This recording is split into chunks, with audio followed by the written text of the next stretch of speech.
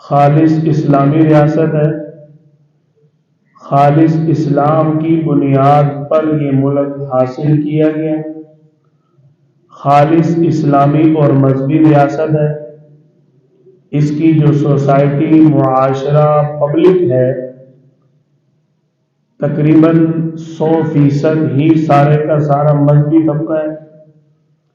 پاکستان کا سارا آئین یہ بات طے ہے کہ قرآن و سنت کے مطابق ہوگا۔ قائد اعظم محمد علی جناح بانی پاکستان جب انہوں نے قیام پاکستان کا آغاز کیا، ان کے منشور کے اندر یہ بات سر فہرست تھی کہ اسلامی قوانین ہمارے ملک کی ساری کے ساری بیس ہوگی، بنیاد ہوگی، سارا قانون ہمارا قرآن و سنت کے مطابق ہوگا۔ جب یہ سارے تقاضے اس ریاست کے موجود ہیں، اور عالمی سطح پر اگر دیکھا جائے، عالمی سطح پر جتنی بھی اسلامی ریاستیں، ان میں پاکستان اسلامی ایٹمی ریاست ہے۔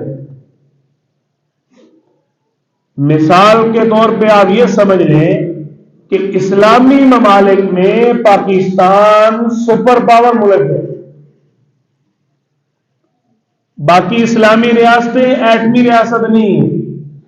جس انداز میں پاکستان، افواج پاکستان مضبوط ہے اور پاکستان کی ایٹمی طاقت مضبوط ہے، اتنا سب کچھ ہونے کے باوجود ہم مغلوب کیوں ہیں؟ ہماری مغلوبی کا سب سے بڑا جو سبب ہے وہ پیارے پیغمبر محمد رسول اللہ صلی اللہ علیہ وسلم کے دامن کو چھوڑنا ہے، ان کی اتباع کو، ان کی سنت کو، ان کی محبت کو، ان کے دین کو چھوڑنا ہے۔ اس لیے ہم دنیا کے اندر مغلوب شمار ہوئے۔ دیکھو، میں نے شروع میں عرض کیا کہ قائد اعظم محمد علی جناح رحمت اللہ علیہ کے مطابق یہ ایک اسلامی ریاست ہے، اس کا سارا قانون جو ہے وہ طے ہے کہ قرآن و سنت کے مطابق ہو۔ اس کے باوجود انتہائی افسوس کے ساتھ کہنا پڑتا ہے کہ جس عظیم ہستی کے لیے ساری کائنات سجائی گئی، اس کے تقدس کے قانون کی کوئی حیثیت نہیں رکھتے۔ اس کے تقدس کا جو قانون ہے اس کو بالکل سادہ اور عام فہم لینے کی کوشش کرتے، جبکہ وہ انتہائی حساس قانون ہے، جبکہ وہ ایک انتہائی بلند اور مضبوط حیثیت والا قانون ہے۔ اگر ہم پاکستان کی پبلک کے طور پر امام الانبیاء، خاتم الانبیاء صلی اللہ علیہ وسلم کے تقدس کو دیکھا جائے تو ہماری عوام یہ کہتی ہے، ملک پاکستان کے لوگ یہ کہتے ہیں کہ آپ صلی اللہ علیہ وسلم ہماری ریڈ لائن ہے، آپ سے بڑھ کے ہمیں کوئی چیز عزیز نہیں۔ یہ بات ہمارے چیف جسٹس صاحب کو بھی پتہ ہونی چاہیے، یہ بات ہمارے آرمی چیف صاحب کو بھی پتہ ہونی چاہیے، اور یہ بات ہمارے اداروں کو، وزیر اعظم تک سب کو پتہ ہونی چاہیے،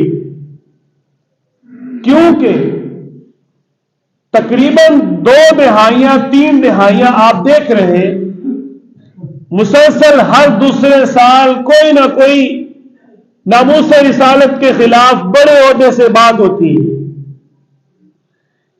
ایک مضبوط اور توانا سیٹ اور کرسی سے، ذمہ دار کرسی سے جب اتنی کچی باتیں ہوں گی تو پھر عوام کا یہی ری ایکشن ہوگا۔ عوام پھر ان کو گالیاں دے گی، عوام پھر ان کو برا بھلائی کہے گی۔ عام دنیا کی ایک عام سی سیاسی پارٹی میں مثال دے رہا ہوں، دنیا کی عام سی ایک سیاسی پارٹی ہے، اس کا کارکن اپنے لیڈر کے خلاف بات برداشت نہیں کرتا، تو جو ساری کائنات کا لیڈر ہے اس کے خلاف لوگ کیسے بات برداشت کریں گے؟ تو پھر اس طرح کے ہتھ کنڈے جو یورپ پیچھے سے بھیجتے ہیں ان کو، اس کے اوپر عمل کر کے یہ کوئی مقصد حاصل کر رہے ہیں، یہ ہونا ہی نہیں ہے۔ یا تو آپ اپنے ملک سے اپنی عوام کو نکال دو اور اس کی جگہ یورپ کو لے آؤ، انگریزوں کو لے آؤ، بسا لو اور وہ قوانین بنا لو، یا تو آپ کی ریاست رہے گی، یاد رکھیں، یا یہاں یورپ رہے گا۔ یہ بات پاکستان بنانے سے پہلے بانی پاکستان کے مقاصد میں شامل تھی کہ مسلمان کو ہم نے انگریز سے نجات دلانی، غلامی سے نجات دلانی، کیوں نہیں؟ یہی تھا، بچے بچے جانتے ہیں اس بات کو۔ تو اگر پھر بھی ہمارے اوپر انگریزوں کے قوانین لائے جائیں، انگریزوں کی باتیں لائی جائیں، تو ہم اس بات کو قبول نہیں کریں گے، کسی صورت نہیں کریں گے۔ قاضی فائز عیسیٰ صاحب جو ہمارے ملک کے پاکستان کے چیف جسٹس ہیں، میں پہلے آپ کو تھوڑی سی وضاحت کر دیتا ہوں، وقت لگے گا لیکن بات ذرا توجہ سے سنیے۔ جو وکیل ہوتے ہیں نا، وکیل، اس کو آئین کا پتہ ہوتا ہے، قانون کا پتہ ہوتا ہے، اس نے پڑھا ہوتا ہے، تب جا کے اس کو وکالت کی ڈگری ملتی ہے۔ اور جج وکیل سے اوپر ہوتا ہے، سول جج، سیشن جج، اس کے بعد ہائی کورٹ کا جج اور سپریم کورٹ کا جج سب سے اوپر ہے۔ ہمارے سپریم کورٹ صاحب کے جج کا یہ حال ہے، ان کو ملک کے 3-4 دفعات کے آئین کا پتہ ہی نہیں۔ آپ یہ سوچ رہے ہیں نا کہ شاید انہوں نے یہ فیصلہ اس لیے دیا کہ انصاف پر مبنی نہیں بنتا تھا۔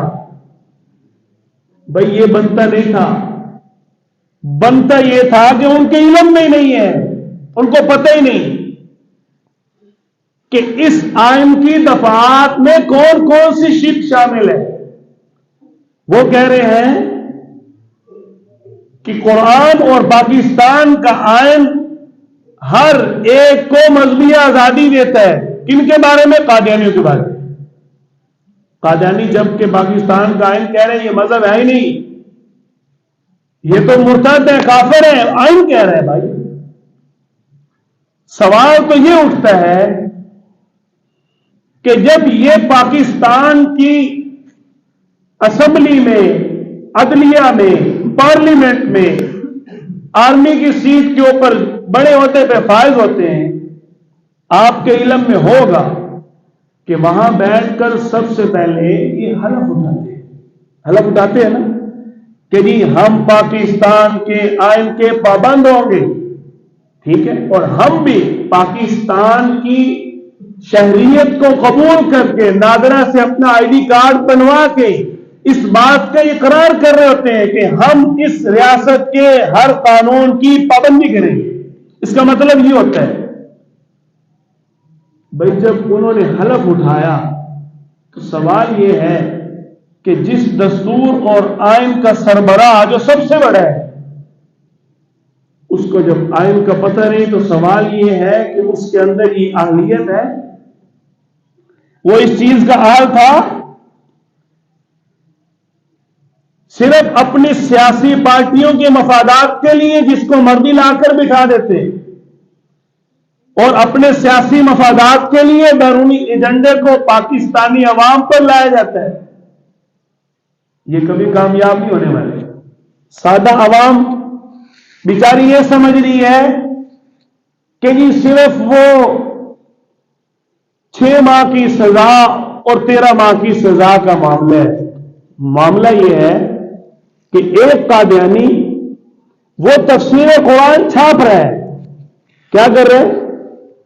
تفسیر قرآن چھاپ رہے ہیں، جس کو پاکستان کا آئین کہہ رہے ہیں کہ یہ مسلمان نہیں ہے، اس کو تفسیر قرآن چھاپنے کی اجازت ہو سکتی ہے؟ کس صورت ہو سکتی ہے؟ قرآن کے ساتھ تعلق اس سے ہے جس کے قرآن پر ایمان ہے. وہ تو قرآن میں محمد الرسول اللہ سے مراد مرزا غلام احمد کو لیتے ہیں. کوئی مسلمان برداشت کرتے ہیں یہ؟ وہ کہتے ہیں کہ قرآن جو ہے وہ مرزا غلام احمد قادیانی پہ قادیان میں نازل ہوا. پاکستان کا اس لیے ان کو کافر کہتے ہیں. تو کس صورت پاکستان کا آئین یہ اجازت دے گا کہ وہ قرآن سے پوائے، تفسیر سے پوائے؟ کیوں جی دے سکتے اجازت؟ اور اس کے ضمن میں آ کے میں حیران ہوتا ہوں. وہ کہنے والوں نے کیا خوب کہا کہ جرم الفت کی ہمیں لوگ سزا دیتے ہیں، جرم الفت کی ہمیں لوگ سزا دیتے ہیں. کتنے ناداں ہیں کہ سولوں کو ہوا دیتے ہیں. ہمیں پڑھا رہے ہیں. دلیل کیا دے رہے ہیں جی؟ لا اکراہ فی الدین، دین میں کوئی سختی نہیں، جو کرتے ہیں اس کو کرنے دو. یہ بات بنتی ہے؟ آپ بتائیں. عام انسان کو یہ بات سمجھ آ رہی ہے کہ ایک مسلمان ہی نہیں ہے، اس کو آپ کیسے اجازت دے سکتے ہیں کہ وہ قرآن پاک کی تفسیر لکھے اور چھاپے؟ یہ تو ایسے ہی ہے جیسے ہماری گورنمنٹ ان پڑھ کو ڈاکٹر تو دور کی بات ہے، کسی عطائی ڈاکٹر کو برداشت نہیں کرتے.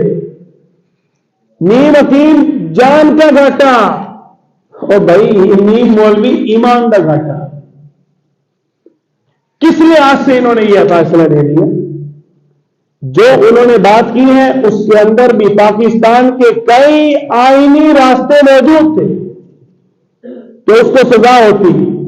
ماضی کے اندر کئی فیصلے اس طرح کے موجود ہیں ہمارے ملک کے اندر کہ آرڈیننس اور قانون بعد میں بنے، درخواست پہلے ہے، سزا اس کے باوجود ہوئی ہے.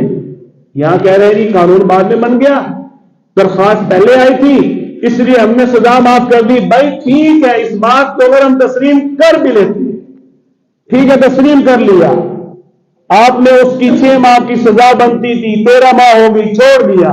ہم عوام نے قبول کر لیا، چھوڑو اس مردود کو.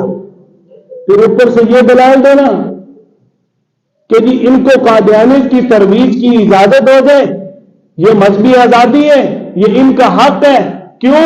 دین کے اندر سختی نہیں، کسی کو مسلمان نہیں کر سکتے زبردستی. یہ دلائل دینے بنتے ہیں؟ آپ بتاؤ جی، رمضان کا مہینہ ہو، 27 رمضان چل رہا ہو اور لوگ روزے رکھ رہے، عید کی تیاریاں کر رہے ہیں، اور ایک بندہ اٹھے جناب وہ تقریر کرنے کے لیے آئے جلسے کے اندر اور آ کر قربانی کے فرائض اور واجبات بیان کرنا شروع کر دے. آپ کیا کہیں گے اس کو؟ کہ یار یہ بے وقوف ہے، اس کا دماغ کام نہیں کرتا. رمضان میں لوگوں کو ضرورت کس چیز کی ہے؟ اور یہ باتیں قربانی کی شروع کر دی. وہاں بات اس کی سزا کی ہو رہی ہے کہ اس کی سزا ضمانت ہونی چاہیے، ختم ہونی چاہیے. 6 ماہ ہو گئے سزا کے مطابق، 13 ماہ قید رہا، لہذا اس کو چھوڑو. چھوڑ دیا، کس سے ختم؟ پھر اوپر سے اپنی طرف سے ڈھوس لے. اس آیت کا قطعاً بالکل اس آئین سے تعلق ہی نہیں جو آیت چیف جسٹس صاحب نے بیان کی. آپ آئین کو پڑھیں. اور دوسری آیت کیا بیان کی؟ اِنَّا نَحْنُ نَزَّلْنَا الذِّكْرَ وَإِنَّا لَهُ لَحَافِظُونَ. اس کا مطلب پتہ کیا ہے؟ میں مثال دے دیتا ہوں. باپ بیٹے کو سمجھائے نہ سمجھے، پھر سمجھائے نہ سمجھے، پھر سمجھائے نہ سمجھے، پھر باپ آخر میں کہ بھائی یار اللہ حافظ ہے. اس کا مطلب یہ نہیں ہے کہ میرے بیٹے کی اللہ حفاظت کر رہے ہیں، اس کا مطلب یہ ہے کہ تو فارغ ہے. یہی مطلب ہے نا بھائی. تو چیف جسٹس صاحب اس فیصلے کو سنا کے کیا کہہ رہے ہیں؟ اِنَّا نَحْنُ نَزَّلْنَا الذِّكْرَ وَإِنَّا لَهُ لَحَافِظُونَ. وہ تو اللہ کا معاملہ ہے، اللہ قرآن کی حفاظت خود کرے گا. اب بتاؤ، ہمارے سامنے قرآن کی توہین ہو، عام پاکستانی کہتے ہیں میری جان جائے، میں نہیں برداشت کرتا، اور چیف جسٹس صاحب کہہ رہے ہیں نہیں وہ تو اللہ کا معاملہ کرتا رہے. یہ بات بنتی ہے ساتھ؟ آپ خود فیصلہ پڑھیں. اس فیصلے کے اندر جو انہوں نے دلائل دیے صاف معلوم ہو رہا ہے کہ سارا رجحان قادیانیت کی طرف تھا.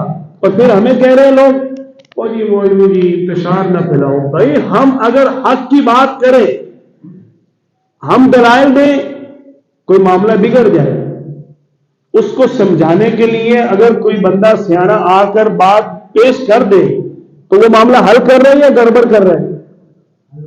اگر کوئی لا علمی اور جہالت کی بنیاد پر فتویٰ لگا دے, اس کو لوگ کہہ رہے ہیں کہ اس نے کہہ دیا بس چھوڑو, اور اگر کوئی علم کی بنیاد پر بات صحیح سمجھانا شروع کر دے, لوگ کہتے ہیں یار تو لڑائی پڑنا ہے. یہ بات بنتی نہیں ہے. ہماری طرف سے, ہماری ساری ختم نبوت کی جماعتوں کی طرف سے, اکابرین دیوبند کی طرف سے, اور جتنے بھی دیگر مسالک جن کا ختم نبوت کے عقیدہ پر بالکمل طور پہ اتحاد ہے. آج میں نے مفتی منیب الرحمان صاحب کا بھی کلپ سنا, مولانا اللہ وسایا صاحب, مولانا فضل الرحمان صاحب, حضرت مفتی تقی عثمانی صاحب, جتنے بھی ہمارے بڑے علماء اکرام ہیں, سب نے ایک ہی بات کی ہے کہ یکسر ہم اس فیصلے کو مسترد کرتے ہیں. ہم کسی صورت اس فیصلے کو قبول کرنے کے لیے تیار نہیں ہیں. آپ سادہ لوگ اس بات کو نہیں سمجھتے. باریکی کو سمجھنا یہ ہے کہ کل کو اگر کوئی معاملہ ہوا تو دلیل کے اندر اس فیصلے کو پیش کیا جائے گا. دیکھو چیف جسٹس نے 2024 میں ہمیں یہ اجازت دی تھی, پھر میں اور آپ سادہ مسلمان کیا کر لیں گے؟ اس لیے ہم سارے عوام ہم اپنا احتجاج ریکارڈ کرواتے ہیں, ہم ہاتھ اٹھا کے اس بات کی مذمت کرتے ہیں کہ ہم چیف جسٹس صاحب کے اس فیصلے کی مذمت کرتے ہیں جو انہوں نے قادیانیوں کے حق میں فیصلہ دیا, قادیانیوں کے حق میں مارچ دیے. امت مسلمہ آپ صلی اللہ علیہ وسلم کی محبت کے اندر یہ اس فیصلے کو مکمل طور پہ مسترد کرتے ہیں. اللہ تعالی ہمارے خون کو قبول فرمائے. آپ صلی اللہ علیہ وسلم کی تقدس کے لیے, آپ صلی اللہ علیہ وسلم کی شان کی حفاظت کے لیے ایک جان کیا, ایک پاکستان کیا, ہم لاکھوں کروڑوں ملک آپ صلی اللہ علیہ وسلم کے تقدس پہ قربان کرنے کے لیے تیار ہیں. ہمارے ایمان کو نہ مجروح کیا جائے, ہمارے اسلام کو نہ مجروح کیا جائے, ہمیں نہ چیک کیا جائے. ہم پہلے سے زیادہ سخت ہو کے سامنے آتے ہیں. اللہ تعالی ہم سب کی اس قربانی کو قبول کرے اور آپ صلی اللہ علیہ وسلم کے تقدس کے لیے ہمتن ہر وقت تیار رہنے کی توفیق عطا فرمائے. وآخر دعوانا الحمدللہ رب العالمین.